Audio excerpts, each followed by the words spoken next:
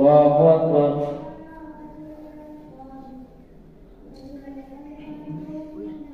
الحمد لله رب العالمين الرحمن الرحيم مالك يوم الدين إياك نعبد وإياك نستعين اهدنا الصراط المستقيم صراط الذين أنعمت عليهم غير المغضوب عليهم ولا الضالين. صاد والقرآن للذكر بل الذين كفروا في عزة وشقاق كم أهلكنا من قبلهم من قرن فنادوا ولا حين مناص وعجبوا أن جاءهم منذر منهم وقال الكافرون هذا ساحر كذاب أجعل الآلهة إلها واحدا إن هذا لشيء عجاب. وانطلق الملأ منهم أن امشوا واصبروا على آلهتكم إن هذا لشيء يراد ما سمعنا بهذا في الملة الآخرة إن هذا إلا اختلاق أأنزل عليه الذكر من بيننا بل هم في شك من ذكري بل لما يذوقوا عذاب أم عندهم خزائن رحمة ربك العزيز الوهاب أم لهم ملك السماوات والأرض وما بينهما فليرتقوا في الأسباب جند ما هنالك مهزوم من الأحزاب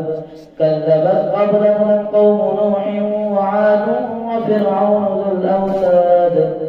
وثمود وقوم لوط وأصحاب الأيكة أولئك الأحزاب كذبت قبلهم قوم نوح وعاد وفرعون ذو الأوتاد وثمود وقوم لوط وأصحاب الأيكة أولئك الأحزاب إن كل إلا كذب الرسل فحق عقاب وما ينظر هؤلاء إلا صيحة واحدة ما لها من فواق فقالوا ربنا عجل لنا قطنا قبل يوم الحساب اصبر على ما يقولون واذكر عبدنا داود ذا الأيد إنه أواب إنا سخرنا الجبال معه يسبحن بالعشي والإشراق والطير محشورا كل له أواب وشددنا ملكه وآتيناه الحكمة وفصل الخطاب وهل أتاك نبأ الخصم إذ تسوروا المحراب إذ دخلوا على داود ففزع منهم قالوا لا تخف خصمان بغى بعضنا على بعض فاحكم بيننا بالحق ولا تشطط واهدنا إلى سواء الصراط إن هذا أخي له 99 نعجة ولي نعجة واحدة فقال أكفلنيها وعزني في الخطاب قال لقد ظلمك بسؤال نعجتك إلى نعاجه وإن كثيرا من الخلطاء ليبغي بعضهم على بعض إلا الذين آمنوا وعملوا الصالحات وقليل ما هم وظن داود أنما فتناه فاستغفر ربه وخر راكعا وأناب. الله أكبر. الله أكبر. فغفرنا له ذلك وإن له عندنا لزلفى وحسن مآب. يا داود إنا جعلناك خليفة في الأرض فاحكم بين الناس بالحق ولا تتبع الهوى فيضلك عن سبيل الله إن الذين يضلون عن سبيل الله لهم عذاب شديد بما نسوا يوم الحساب. وما خلقنا السماء والأرض وما بينهما باطلا ذلك ظن الذين كفروا فويل للذين كفروا من النار أم نجعل الذين آمنوا وعملوا الصالحات كالمفسدين في الأرض أم نجعل المتقين كالفجار كتاب أنزلناه إليك مبارك ليدبروا آياته وليتذكر أولو الألباب ووهبنا لداود سليمان نعم العبد إنه أواب إذ عرض عليه بالعشي الصافنات الجياد فقال إني أحببت حب الخير عن ذكر ربي حتى توارت بالحجاب ردوها علي فطفق مسحا بالسوق والأعناق ولقد فتنا سليمان وألقينا على كرسيه جسدا ثم أناب قال رب اغفر لي وهب لي ملكا لا ينبغي لأحد من بعدي إنك أنت الوهاب فسخرنا له الريح تجري بأمره رخاء حيث أصاب والشياطين كل بناء وغواص وآخرين مقرنين في الأسفاد هذا عطاؤنا فامنن أو أمسك بغير حساب وإن له عندنا لزلفى وحسن مآب واذكر عبدنا أيوب إذ نادى ربه أني مسني الشيطان بنصب وعذاب اركض برجلك هذا مغتسل بارد وشراب ووهبنا له أهله ومثله معهم رحمة منا وذكرى لأولي الألباب وخذ بيدك ضغثا فاضرب به ولا تحنث إنا وجدناه صابرا نعم العبد إنه أواب واذكر عبادنا إبراهيم وإسحاق ويعقوب أولي الأيدي والأبصار إنا أخلصناهم بخالصة ذكر الدار وإنهم عندنا لمن المصطفين الأخيار واذكر إسماعيل واليسع وذا الكفل وكل من الأخيار هذا ذكر وإن للمتقين لحسن مآب جنات عدن مفتحة لهم الأبواب متكئين فيها يدعون فيها بفاكهة كثيرة وشراب وعندهم قاصرات الطرف أتراب هذا ما توعدون ليوم الحساب إن هذا لرزقنا ما له من نفاد هذا وإن للطاغين لشر مآب جهنم يصلونها فبئس المهاد هذا فليذوقوه حميم وغساق وآخر من شكله أزواج هذا فوج مقتحم معكم لا مرحبا بهم إنهم صالوا النار قالوا بل أنتم لا مرحبا بكم أنتم قدمتموه لنا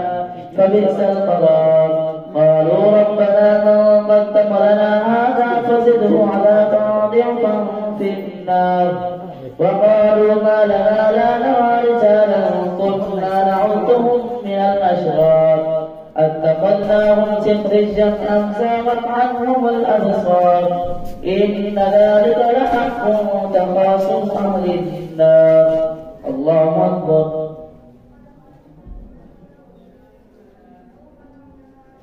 سمع الله لمن حمده الله أكبر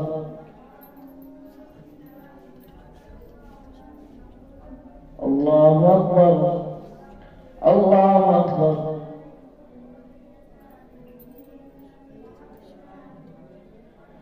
الله أكبر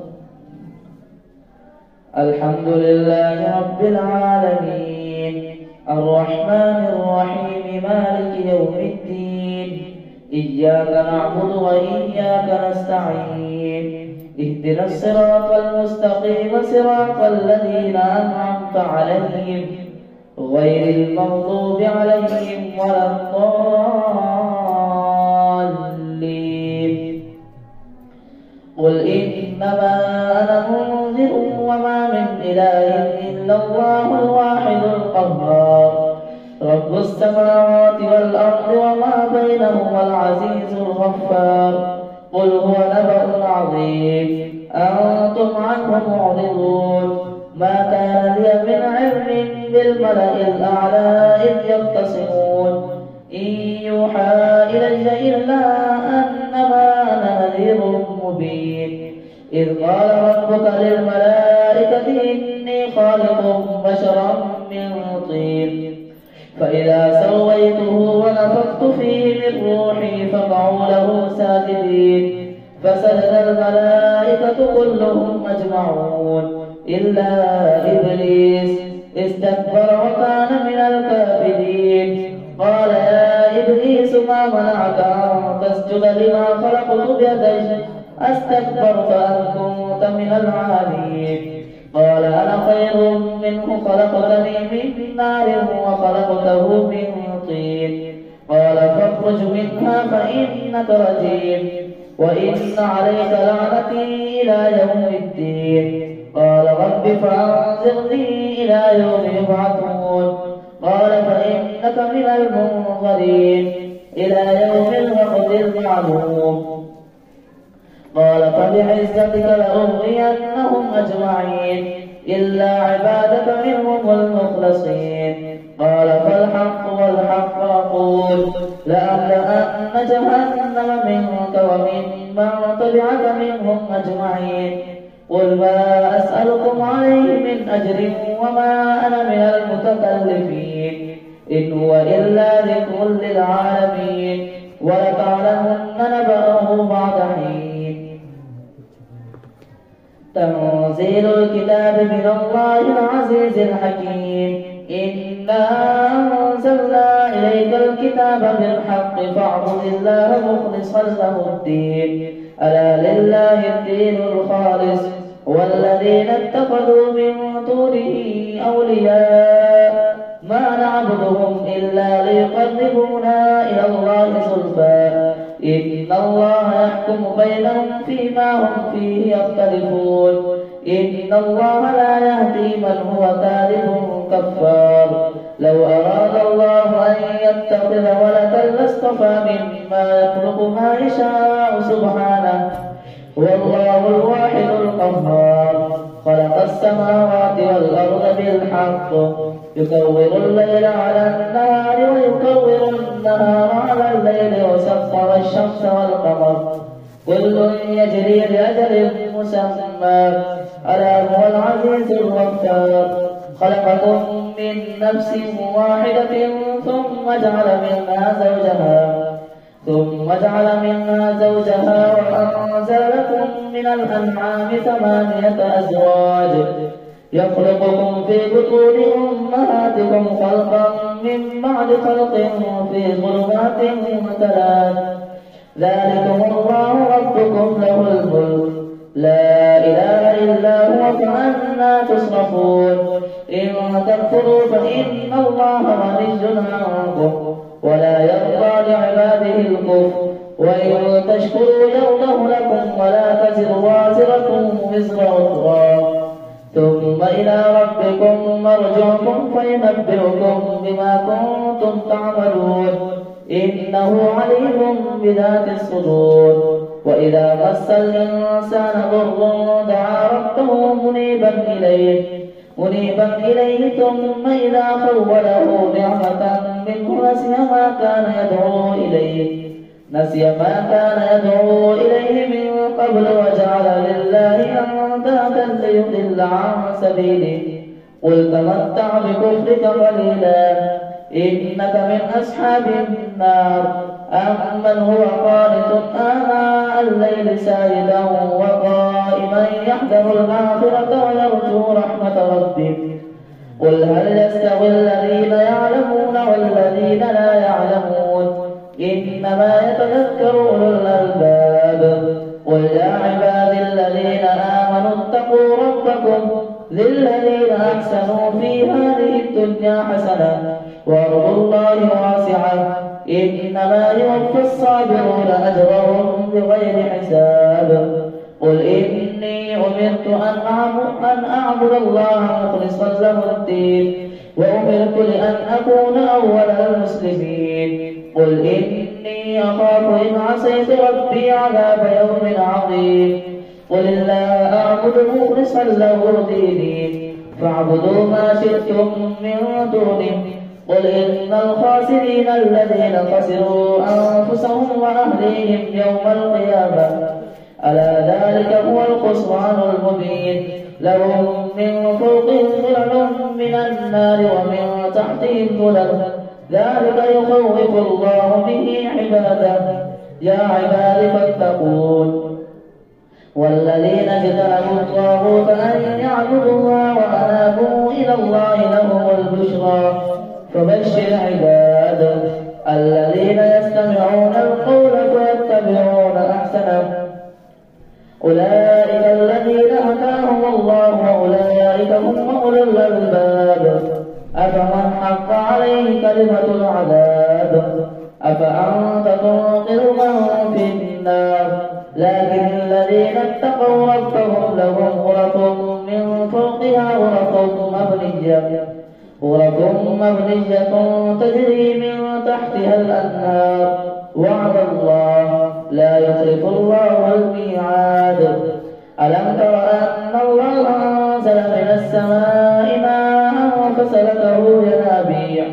ينابيع في الأرض ثم يخرج به زرعا مختلفا ألوانه ثم يجعله حطاما إن في ذلك لذكرى لأولي الألباب أفمن شرح الله صدره للإسلام فهو على نور من ربه فويل للقاسية قلوبهم من ذكر الله أولئك في ضلال مبين الله نزل أحسن الحديث كتابا متشابها مثانية تقشعر منه جلود الذين يخشون ربهم ثم تلين جلودهم وقلوبهم إلى ذكر الله